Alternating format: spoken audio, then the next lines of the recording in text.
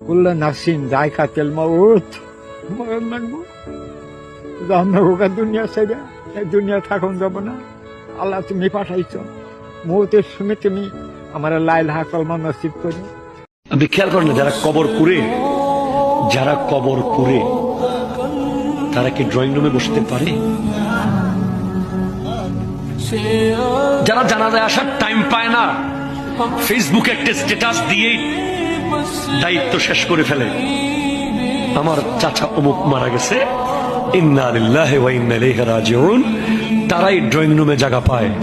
আর যারা সমাজে কিছু লোক আছে, আপনি দেখবেন এই লোকগুলোকে আমি, এই কবর অনেক ভয়ানক। কবর চিৎকার করে বলবে, তুই কি জানতি না, তুই কি জানতি না আমি সাপের ঘর, তুই কি জানতি না আমি সাপের ঘর, তুই কি জানতি না তোকে এখানে আসতে হবে।